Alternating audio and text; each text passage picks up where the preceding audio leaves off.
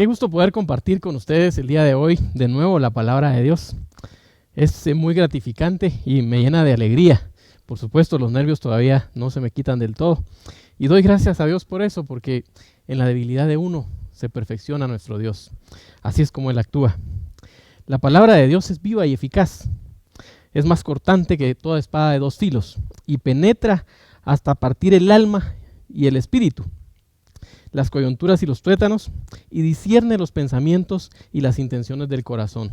Esto dice Hebreos 4:12.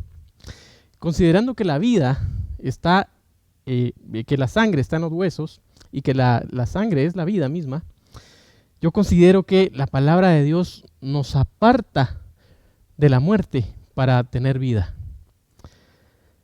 Prepárese. Estamos por empezar. Estás en vida. Estás en casa.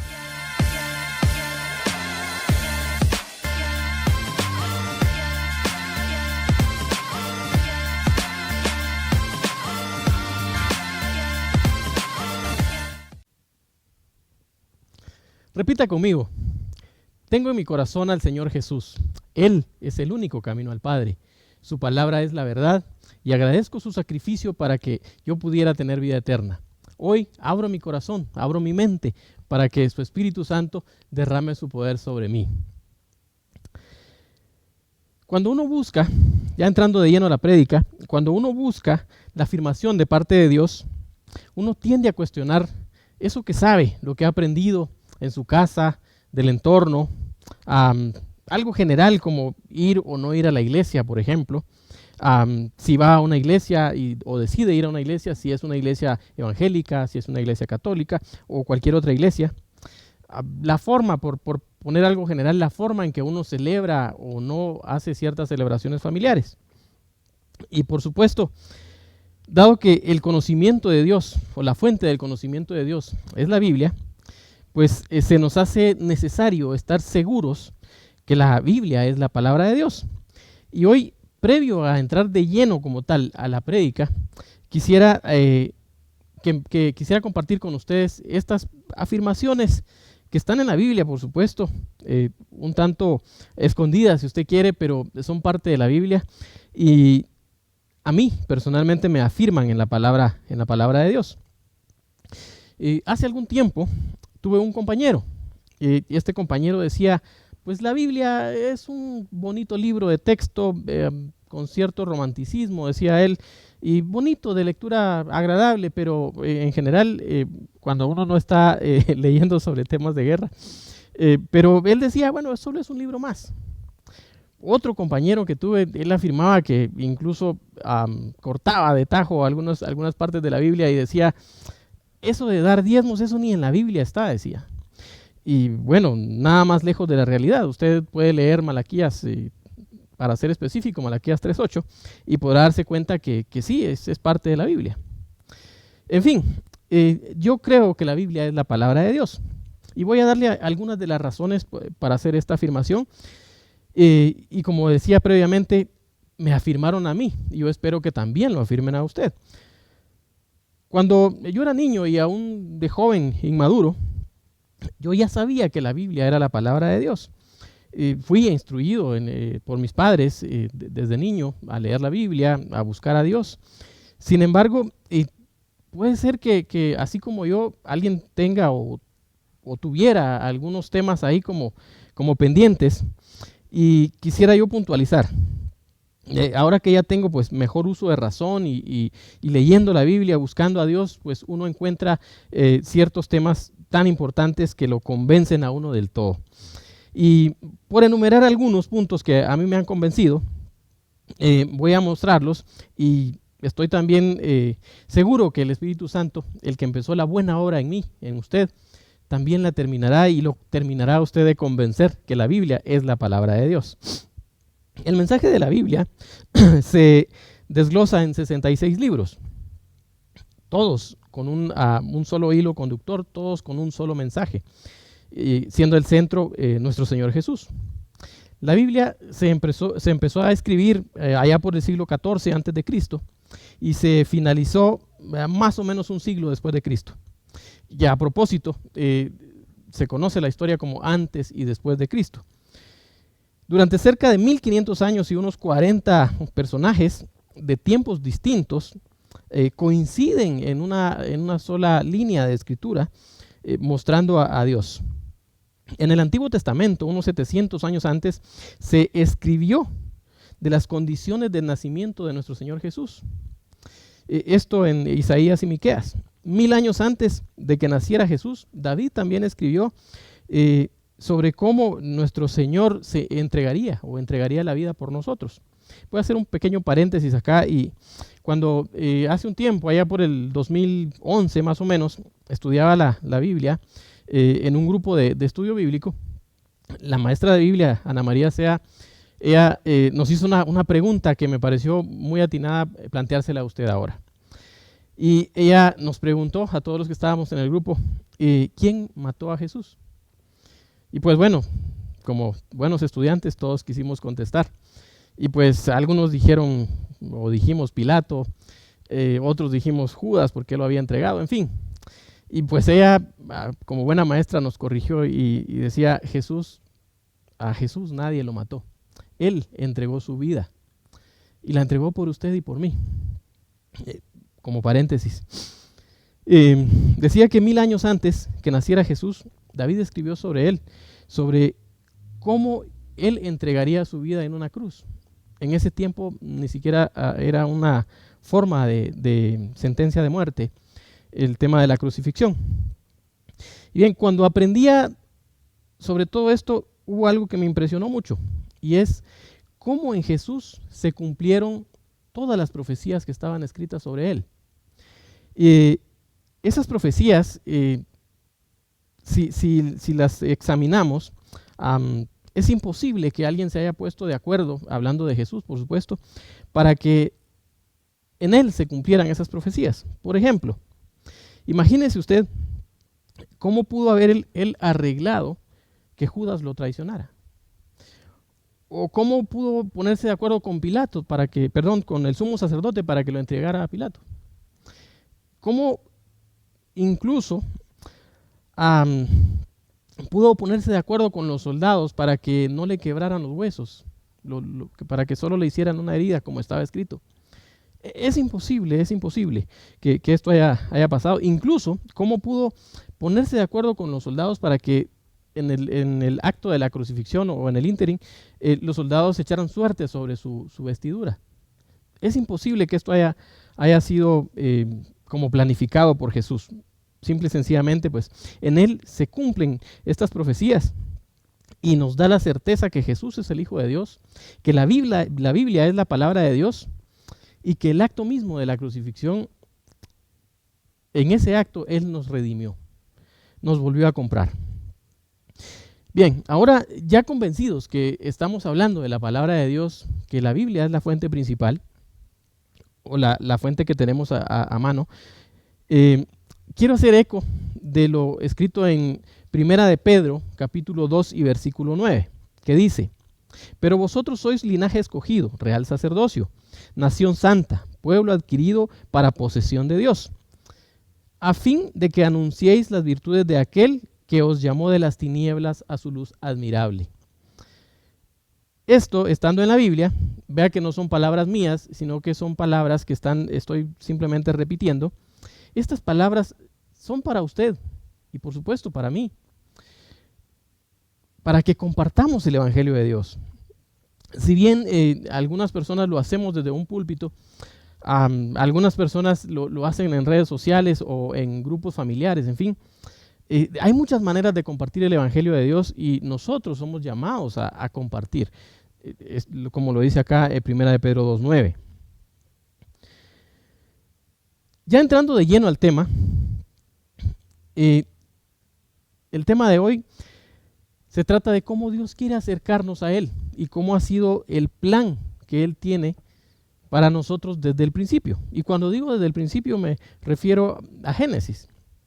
Y quiero que me acompañe, que me acompañe al libro de Éxodo en el capítulo 20 y vamos a leer los versículos del 4 al 6.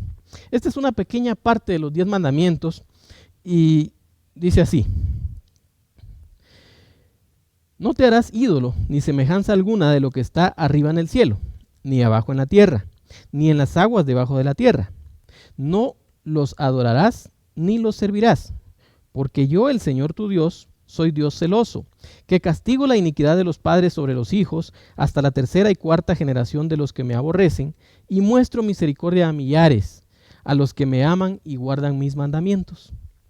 La primera parte de este segmento de la Biblia pues, se explica sola, es muy, muy explícita, y quiero profundizar en la segunda parte, que habla de cómo Dios visita la maldad de los padres hacia los hijos.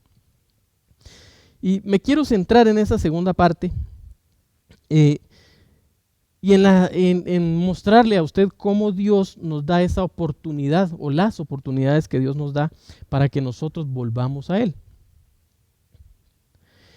En Génesis capítulo 3, siguiendo en Génesis capítulo 3, perdón, leemos sobre la desobediencia de Adán y Eva. Del versículo 1 al 6 se describe cómo Adán y Eva fueron seducidos o se dejaron seducir por la serpiente para desobedecer a Dios. Y en el versículo 7 dice: entonces fueron abiertos los ojos de ambos y conocieron que estaban desnudos. Y cosieron hojas de higuera y se hicieron delantales. En el 8 dice: y oyeron al Señor Dios que se paseaba en el huerto al fresco del día. Entonces el hombre y la mujer se escondieron de la presencia del Señor entre los árboles del huerto. Del versículo 9 al versículo 13 se describe ese diálogo que tiene Dios con Adán y Eva y ese cuestionamiento que Dios les hace, los confronta.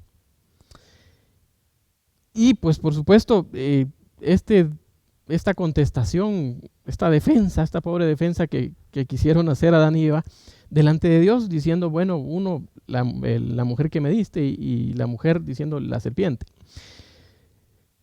Luego, Dios emite juicio sobre los tres actores, es decir, Adán, Eva y la serpiente. Y voy a leer la sentencia que Dios le dio a la serpiente. Y dijo el Señor a la serpiente: por cuanto has hecho esto, maldita serás, más que todos los animales y más que todas las bestias del campo. Sobre tu vientre andarás y polvo comerás todos los días de tu vida. Pondré enemistad entre tú y la mujer, y entre su simiente y tu simiente. Y él te herirá en la cabeza y tú lo herirás en el talón. Hablando de la simiente, por supuesto, del Señor Jesús, desde ahí ya era parte del plan.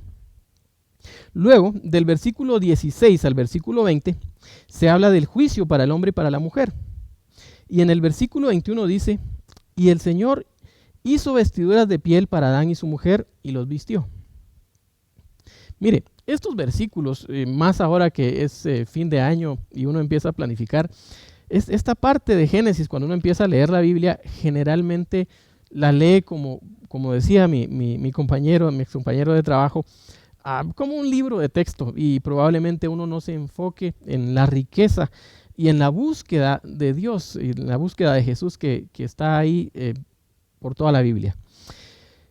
Y puede ser que la hayamos leído, pero hay algunas cositas aquí muy interesantes que a mí me impactan. Primero, podemos empezar a notar la consistencia de Dios al mostrar desde el principio el plan que tenía para usted y para mí a través del Señor Jesucristo. Y notamos también que pareciera que el interesado, bueno, dije pareciera, pero realmente el interesado en iniciar este diálogo fue Dios. No dice que después de que Adán y Eva pecaron, desobedecieron, no dice: y ellos fueron a buscar a Dios para que los perdonara. No, dice, Dios se paseaba en el huerto y Él los andaba buscando y les preguntó. Ellos simplemente contestaron porque Él preguntó. Y lo leemos en el versículo 8 que dice: y oyeron al Señor que se paseaba en el huerto al fresco del día. Dios tomó la iniciativa. Y esta palabra es afirmada también en Juan 3:16, que dice: porque de tal manera amó Dios al mundo, que dio a su Hijo unigénito, para que todo aquel que en Él cree no se pierda, sino que tenga vida eterna. El pecado hace que tengamos miedo de Dios, hace que tengamos hace que querramos escondernos. Nos pone en una situación de desnudez delante de Dios. Y hace que querramos huir de su presencia. En el versículo 10 dice, Adán contestándole a Dios, dice, te oí en el huerto, tuve miedo porque estaba desnudo y me escondí. Mire que en la Biblia, cuando lo leemos así literal, pues dice, pues cómo hicieron eso, y uno dice, no debieron haberlo hecho y la historia fuera diferente. Y hasta por ahí hay chistes que dicen por Adán y por Eva, y estamos complicados. Y la verdad es que la Biblia también es explícita en otras partes y dice que todo lo escrito está escrito para que nosotros seamos instruidos y podamos aprender. Olvidémonos por un momento de Adán y Eva y de la desobediencia de ellos y pensemos en nosotros, cómo nosotros podemos aplicar esto a nuestra vida. Y tal vez ahorita, porque somos un poco, voy a decir una frase un poco pesada, somos un poco cara dura. Y tal vez ahorita no nos dé miedo la presencia de Dios y estemos tan envueltos en el mundo, estemos tan envueltos en las cosas, los quehaceres y afanes y demás, que ni siquiera tengamos en nuestro radar a Dios. Pero mire que puede ser que nosotros nos estemos escondiendo de otras maneras.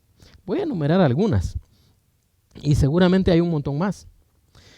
Pero, ¿qué tal si nos escondemos de Dios diciendo, no, la iglesia está llena de hipócritas?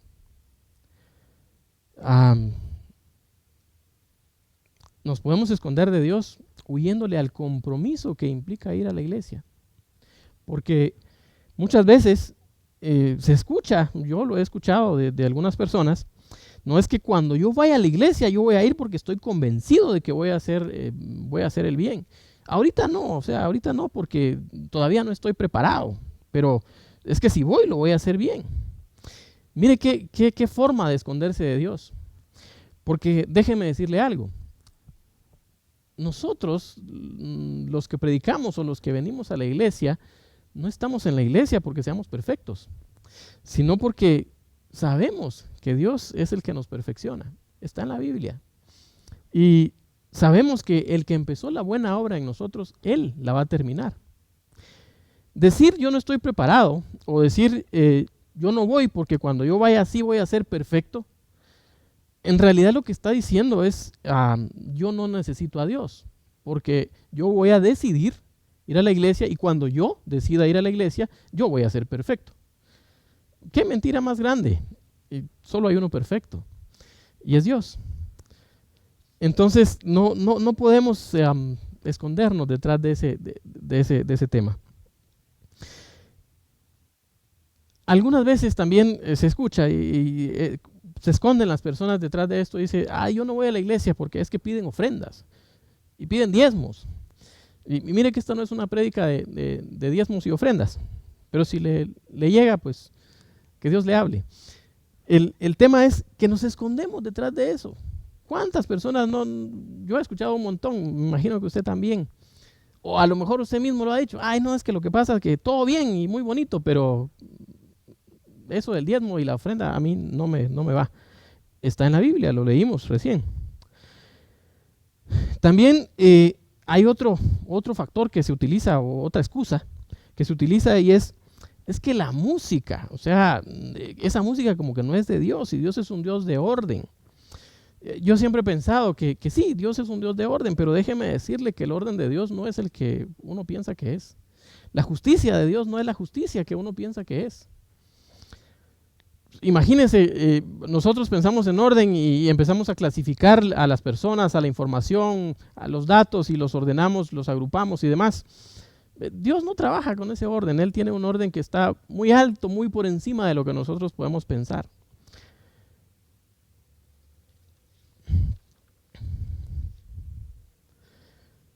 A veces solemos pensar que el pecado solo incluye asesinatos e infidelidades, pero también incluye otros temas como el resentimiento, la amargura, la falta de perdón y la lista es larga. Pero cuando pensamos que solo eso es el pecado, también nos escondemos detrás de eso para decir es que como yo no hago eso, yo soy perfecto, yo no necesito ir a la iglesia, yo no necesito de Dios. Que vayan los que están pecando. Y la verdad es que en mayor o menor medida, todos pecamos todos los días. Gracias a Dios que nos dejó a su Hijo, que nos dejó al sumo sacerdote, que es Jesús, para que Él presente nuestra causa delante del Padre. Y a través de esa presentación de la causa nuestra y del sacrificio que Él hizo para redimirnos, esa causa es perdonada, ese problema es perdonado. Y eso es lo que nosotros hacemos al venir a la iglesia.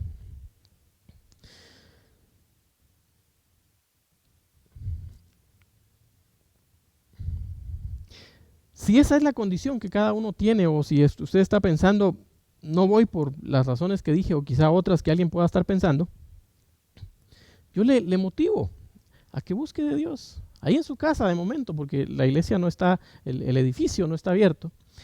Pero busque de Dios, busque la Biblia y no lo busque con un espíritu religioso, no lo busque desde el protestantismo, desde el catolicismo, sino que busque a Dios, búsquelo en la Biblia.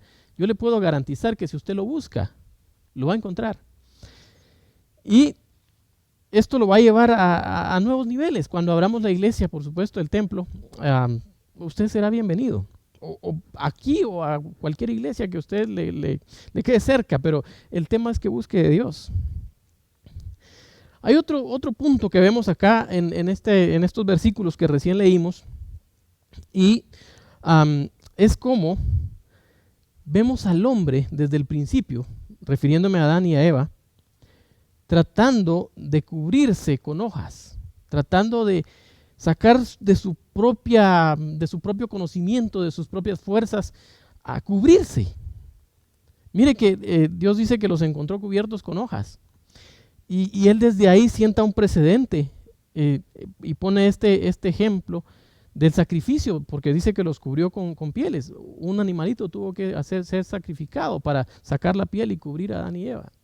Entonces, desde ahí hay un precedente, hubo un sacrificio de sangre para cubrir la desobediencia de ellos.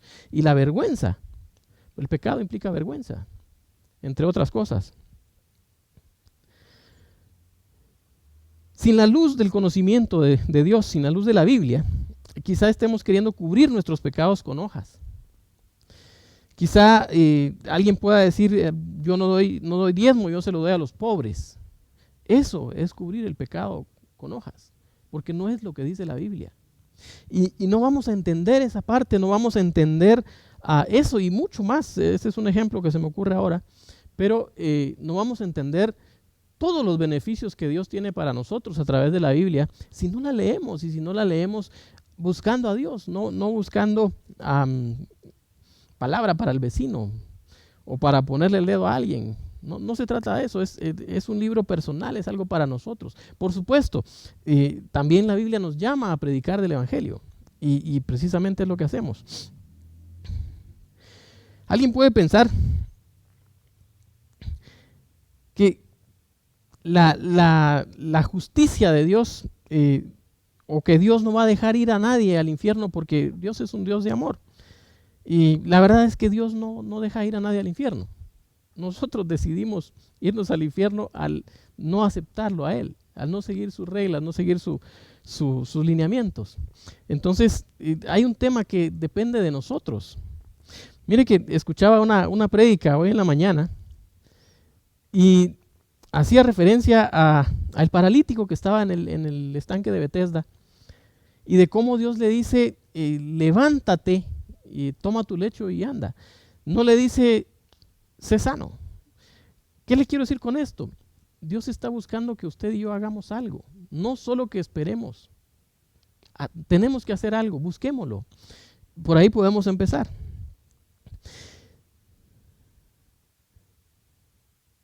Dice la Biblia que en Génesis leímos que cuando Dios confronta a Adán y a Eva, uno le dice, la mujer que tú me diste. La otra le dice, la serpiente me engañó. En fin, no sé cuál es la excusa que podamos nosotros tomar al respecto, pero no se vale poner excusas a Dios. O sea, discúlpeme, pero es algo ridículo. O sea, Dios es Dios y no podemos nosotros querer llevarnos las de muy pilas con Él. No se puede, nadie puede estar delante de Dios y fingir demencia. Discúlpeme, no funciona así Dios. Se deja ver desde el principio que la derrota de Satanás ya es un hecho y que el triunfo de Jesús también ya es un hecho. En el versículo 15 leímos: pondré enemistad entre tú y la mujer, y entre su simiente y tu simiente. Y él te herirá en la cabeza y tú lo herirás en el calcañar. No se olvide que estamos hablando de la oportunidad que Dios nos da de volver a Él. Dice la Biblia que Él visita la maldad de los padres hacia los hijos, hasta la tercera y cuarta generación. Él nos visita a pesar de nuestros pecados, incluso. Y está por acá, lo vamos a leer. En el capítulo 4 y versículo 3 de Génesis, dice: al transcurrir el tiempo, Caín trajo al Señor una ofrenda del fruto de la tierra. También Abel, por su parte, trajo de los primogénitos de sus ovejas y de la grasa de los mismos. Y el Señor miró con agrado a Abel y a su ofrenda, pero no miró con agrado a Caín y su ofrenda. Caín se enojó mucho y su semblante se demudó. Entonces el Señor le dijo a Caín: ¿por qué estás enojado? ¿Y por qué se ha demudado tu semblante?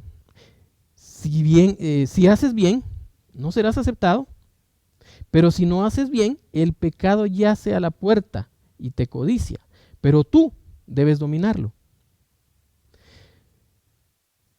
Caín dijo a su hermano, eso está después, en el versículo 8, Caín dijo a su hermano: vayamos al campo.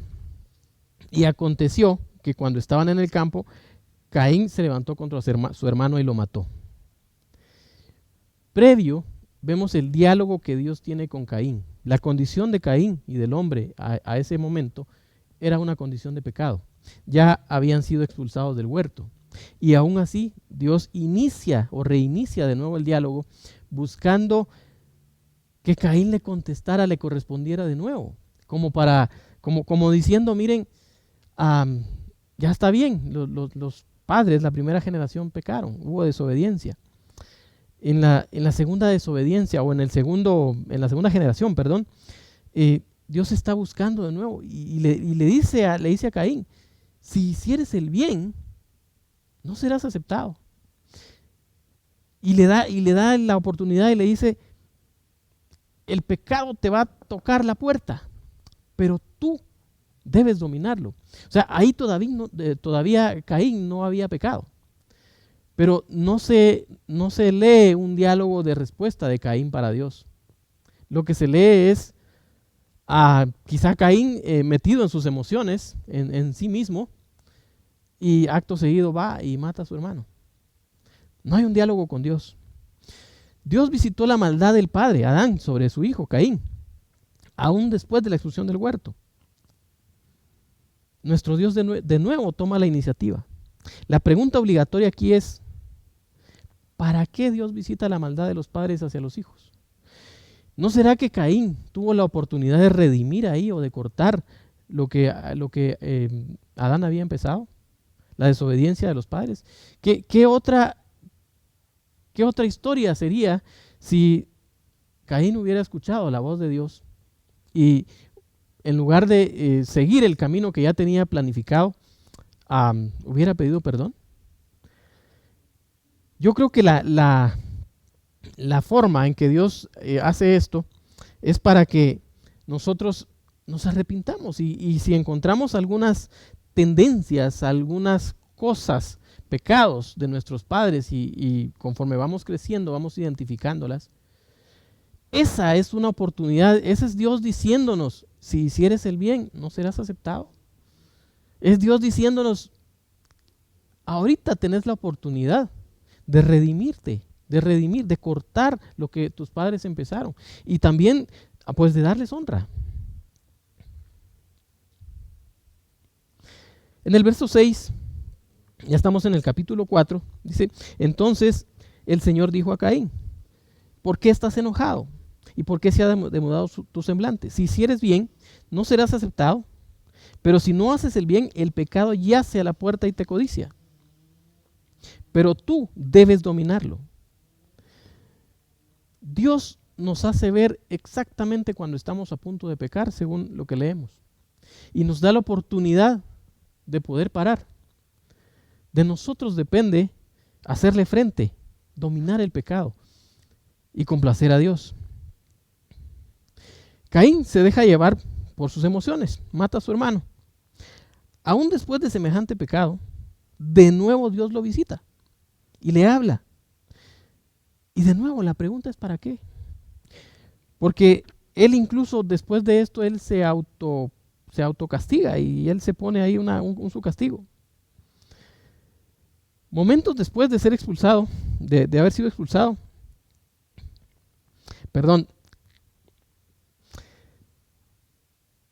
incluso ya la línea de pecado, la línea que había seguido Caín, incluso su descendencia, se va en una degradación cada vez más compleja. Y esto nos dice que nosotros tenemos la oportunidad de parar el pecado y de traer bendición hacia nuestros hijos, porque dice también la Biblia que Dios visita o que Dios bendice hasta 1000 generaciones de los que le obedecen. En este momento, después de haber expresado estos argumentos, habrá alguien escuchando que el Espíritu Santo le susurra que hay actitudes que debe cambiar en su vida, que hay algunas cosas que probablemente haya identificado que está repitiendo, que las vio en sus papás o quizá en sus abuelos, no sé. Pero este es un momento de verdad, voy a decir, que Dios le está diciendo: ahorita es el momento, partamos acá, cortemos ese pecado, cortemos esa línea y empecemos a bendecir a tu generación.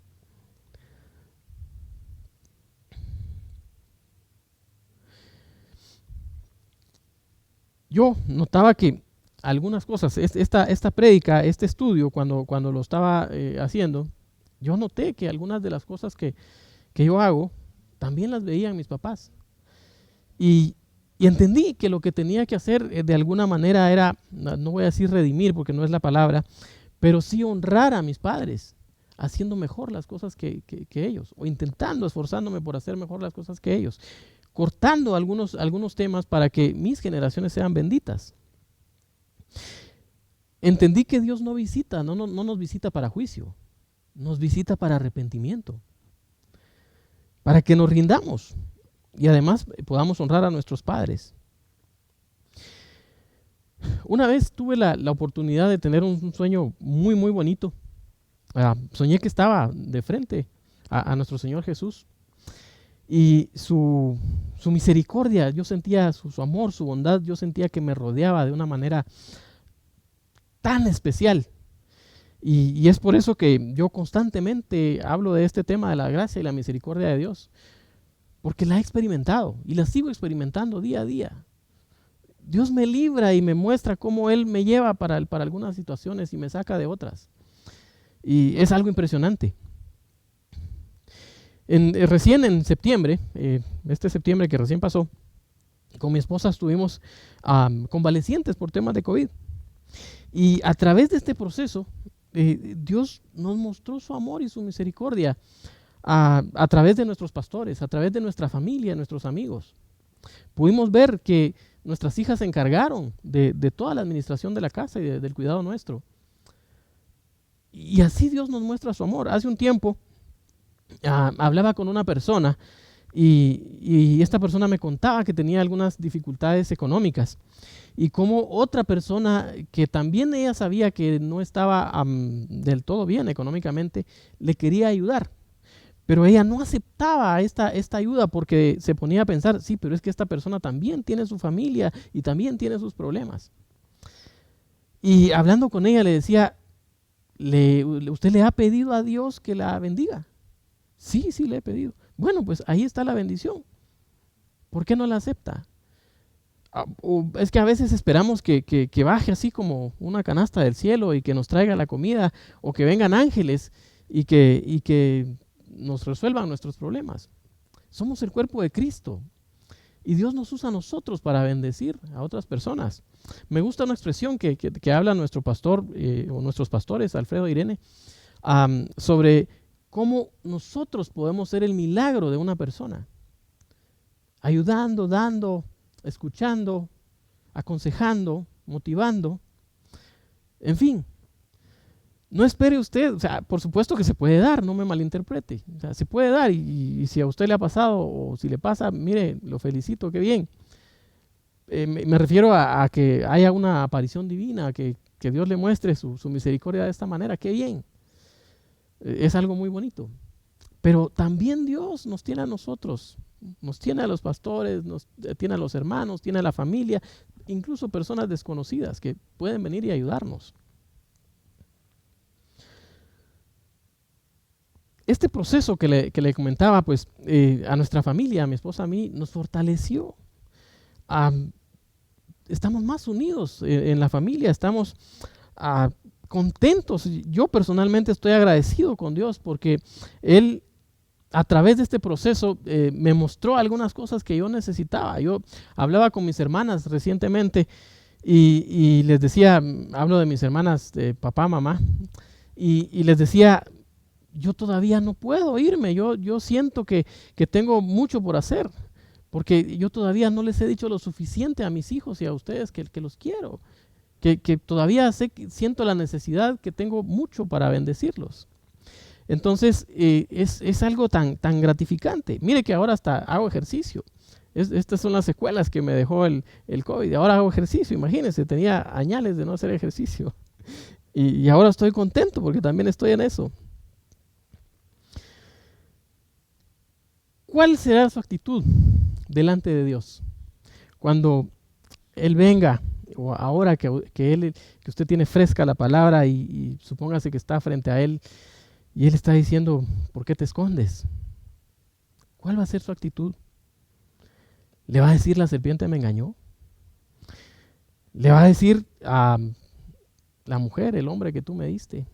¿Se va a lavar las manos en alguien más o va a asumir su responsabilidad?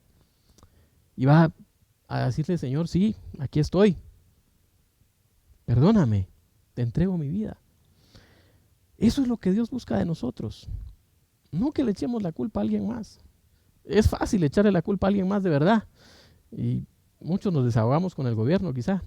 Pero no se trata de eso. Se trata de que afrontemos nosotros nuestra responsabilidad y lleguemos a los pies de Cristo, como tiene que ser, como la Biblia nos instruye. Dios está buscando corazones arrepentidos. Y si usted está escuchando hoy, yo quiero hacer eco de Hebreos 3:15, que dice, si ustedes oyen hoy su voz, hablando de la voz de Jesús, no endurezcan sus corazones. Esta palabra es para usted. No esté pensando en el vecino, no esté pensando en el tío, no esté pensando en nadie más. Esta palabra es para usted. Dios le está tocando a la puerta hoy. Ya para concluir, quiero puntualizar lo que hemos visto. Y quiero recordarle, la Biblia es la palabra de Dios. En ella se nos muestra que Jesús es el único camino al Padre. No hay nadie más. Si usted lee la Biblia lo va a encontrar. Dios nos da la oportunidad de cortar con los pecados heredados de nuestra familia, de nosotros mismos, esas iniquidades. Dios nos visita aún cuando estemos en pecado, para que nosotros nos arrepintamos y nos volvamos a Él. Hoy es su día. No lo desperdicie, hoy es su día.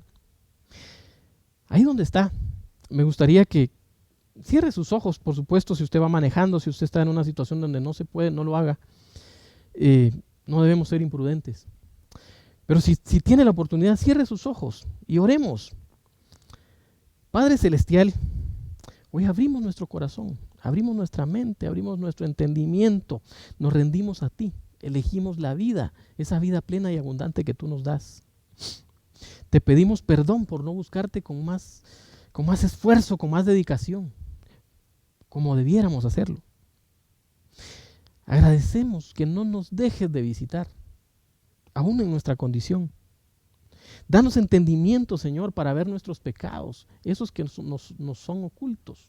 Pero también danos la fortaleza para poder hacerle frente al arrepentimiento que tenemos por los pecados que sí conocemos de nosotros.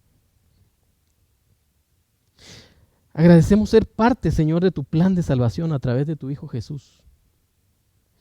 Gracias, Padre bendito, en el nombre de Jesús. Amén. Qué grato de verdad compartir la palabra de Dios.